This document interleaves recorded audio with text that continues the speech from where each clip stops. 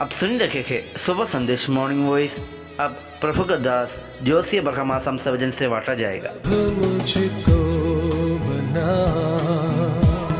तू अपना पवित्र स्थान, धोकर शुद्ध कर तू अपने लहू से। मैं धन्यवाद के साथ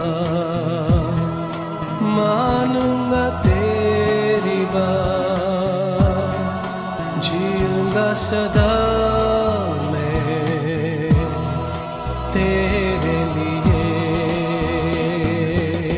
परमेश्वर का नाम की महिमा हो आप सभी को, और एक बार जल्दी आने वाला प्रभु यीशु मसीह का पावन और मीठे नाम में हमारा प्यार भरा नमस्कार। आइए आज का मनन के लिए हम लोग पढ़ेंगे इफिसियों का पत्री 5 अध्याय उसका 15 से 21 पद तक। इफिसियों का पत्री 5 अध्याय उसका 15 से 21 पद तक।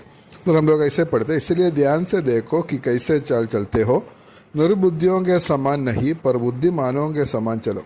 अवसर को बहुमूल्य समझो क्योंकि दिन बुरे हैं, इस कारण निर्बुद्धि ना हो पर ध्यान से समझो कि प्रभु की इच्छा क्या है। डाकर से मतवाला ना बनो क्योंकि इससे लुचपन होता है, पर आत्मा से परिपूर्ण होते जाओ और आपस में भजन और स्तुतिगान और आत्मिक गीत गाया करो और अपने अपने मन में प्रभु के सामने गाते और कीर्तन करते रहो और सदा सब बातों के लिए हमारे प्रभु यीशु मसीह के नाम से परमेश्वर पिता का धन्यवाद करते रहो। मसीह के भय से एक दूसरे के अधीन रहो। हम लोग इफिसियों का पत्री 4 अध्याय से हम लोग देख रहे थे हमारा चाल चलन किस प्रकार होना चाहिए।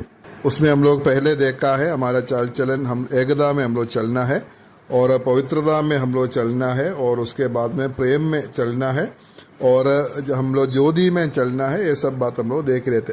और इधर हम लोग अभी जो पढ़ा है 5 अध्याय 25 से 21 पद तक, और यहाँ का विषय है हम कैसे चलना है। हम बुद्धिमानी से हम लोग चलना है, बुद्धिमानों के समान चलो बोलकर हम लोग 15 पद में हम लोग देख सकता है।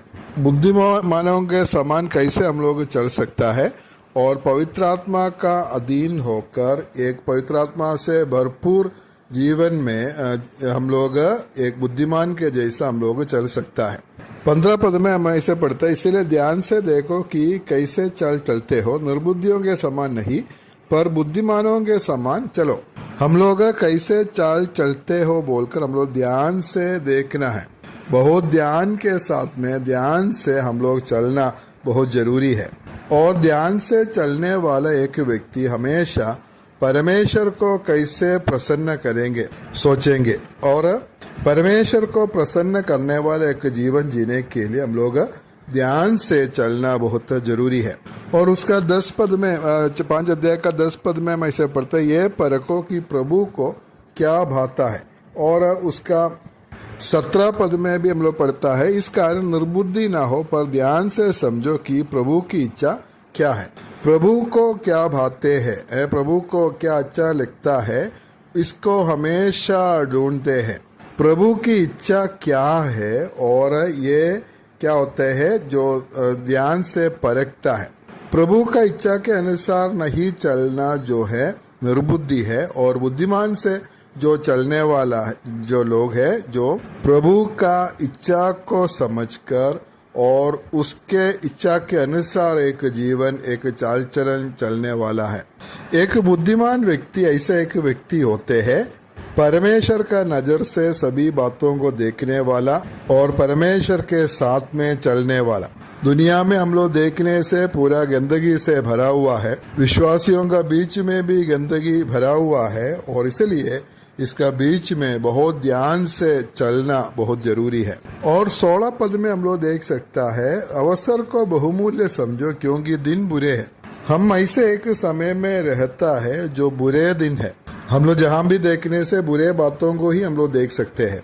दिन बुरे होकर आगे बढ़ते हैं, इसलिए हम लोग अवसर को बहुमूल्य समझना है। हम जो चलने वाला एक एक समय जो है हम परमेश्वर की महिमा करने के लिए हम लोग इस्तेमाल करना है।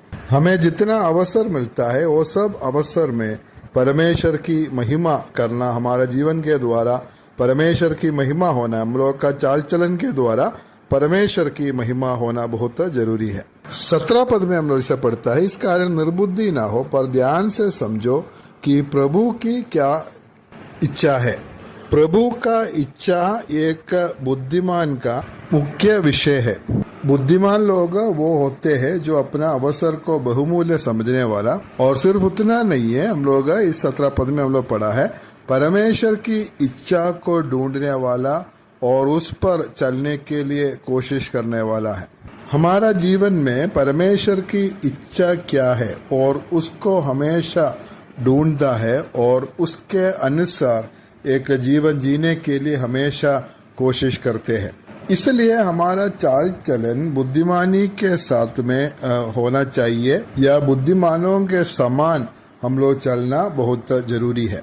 और बुद्धिमान के समान चलने वाला लोग कैसे चलते हैं, हम लोग 18 पद से 21 पद तक पढ़ने से हम लोग देख सकता है।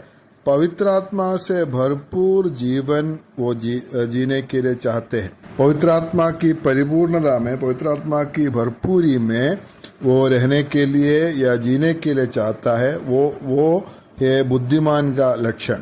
पवित्र आत्मा की परिपूर्णता का मतलब है कि पवित्र आत्मा की अधीन में एक जीवन को जीना है, अपना मर्जी से नहीं है। पवित्र आत्मा क्या चाहते हैं उसके अनुसार वो रहता है। प्रभु की इच्छा होने से ये जो विषय हम लोग अगले सप्ताह में हम लोग देखेंगे, पवित्र आत्मा की भरपूरी के बारे में, और हमारा चाल चलन जो बुद्धिमानों के समान होना है, बुद्धिमानी से हम लोग चलना बहुत जरूरी है, निर्बुद्धियों का जैसा नहीं। हम लोग इस दुनिया में रहते हैं, इस दुनिया में गंदगी भरे हुए है, और इसके बीच में हम लोग बहुत ध्यान से हम लोग चलना बहुत जरूरी है। नहीं होने से हमारा जीवन में भी वो गंदगी लग सकते हैं। प्रभु हम सभी को सहायता करे ऐसा एक चाल चलने के लिए। परमेश्वर का नाम की महिमा हो।